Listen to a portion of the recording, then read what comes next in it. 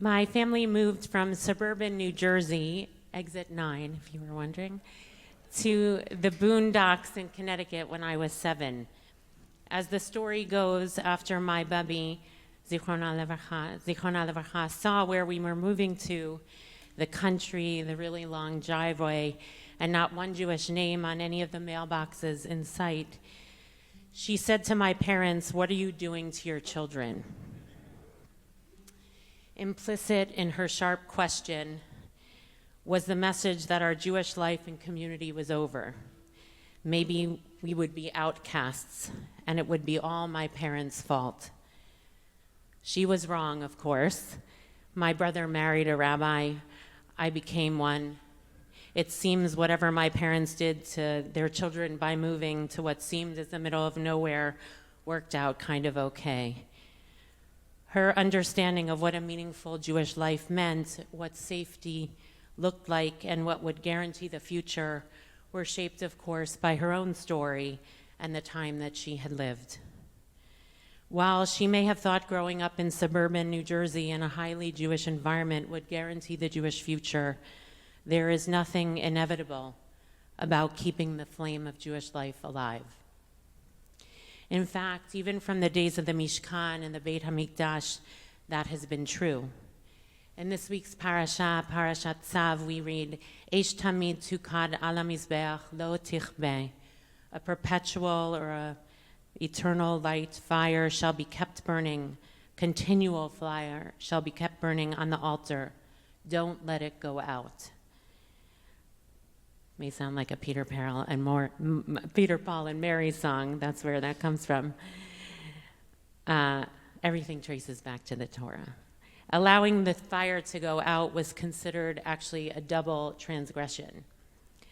The 13th century commentary Chizkuni writes that even while the Israelites were journeying through the desert, God's honor demanded that precautions be taken, that this flame be kept going. So much so that it is said that a kind of metal dome was fixed above the fire to ensure that it kept on going.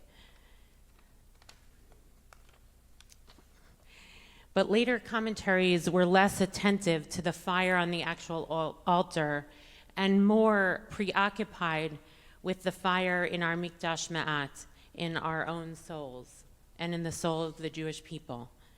Rav Kook in Orot HaKodesh writes, "One is forbidden to extinguish the thirst for God, which burns in every heart. We are told that a person who extinguishes an ember on the altar has violated the prohibition of it will never be put out. This is all the more true for one who extinguishes an ember of the spiritual fire in the spiritual altar, the Jewish heart." I think that's probably true about any heart, but he was speaking particularly true to the Jewish people. And not only the Jewish heart, but the Jewish people ourselves. Another commentary writes, "The fire of the Jewish religion must always burn on our table and must never be put out, even when we move from one country to the next, where it might be harder to keep the flame alive." And Rabbi Meir of Rothenburg takes it to a whole new level, saying it has been the Jewish way throughout centuries and in all places to create vessels which would preserve the holy fire of Judaism, even in their journeys and even through their exiles. Essentially saying that no matter where we are and no matter what kind of time we're living in, there has to be a way to keep the flame alive. It is no doubt we are living in precarious times and deeply uncertain times. War, bloodshed, inhumanity, I could go on and on. It is hard to hold it all and not feel despair or just become numb.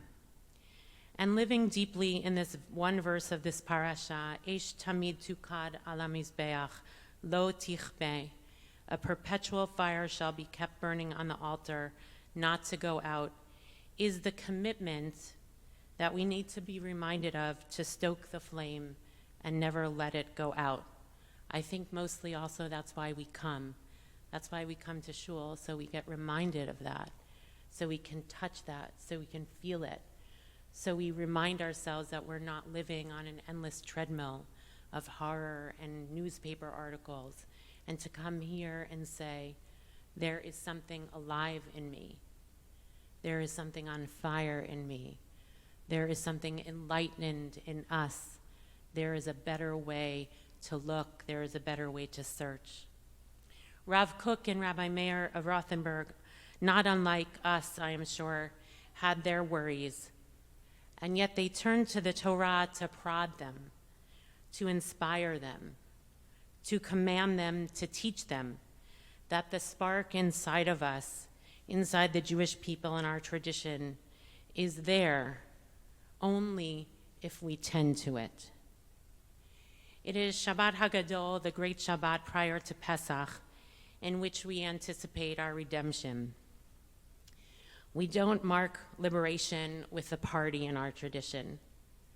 We mark it by sitting around our tables and telling our story and asking questions about what it means, why it matters, what is inspiring about the story, and what needs perhaps to be told differently.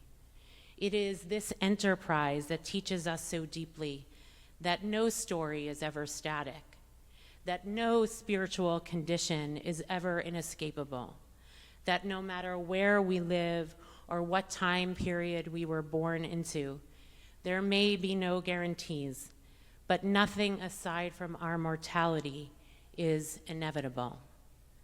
Our greatest freedom, our greatest blessing, our greatest privilege, and our greatest responsibility is to tend to the flame in our hearts, our people, to serve God and to sing a redemption song. My Bubby lived until 102. She had the blessing of being a great-grandmother 5 times over. New Fairfield, Connecticut didn't turn out to be so bad. She liked it. Life surprised her in countless ways. What I wouldn't give to have her sitting at our Pesach table once again.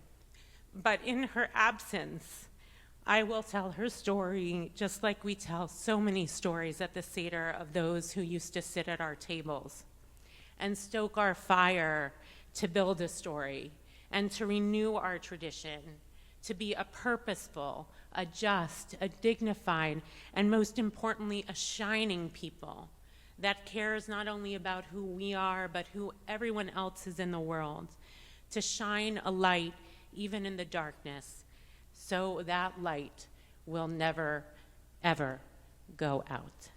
Kein Yehi Ratzon. So may it be.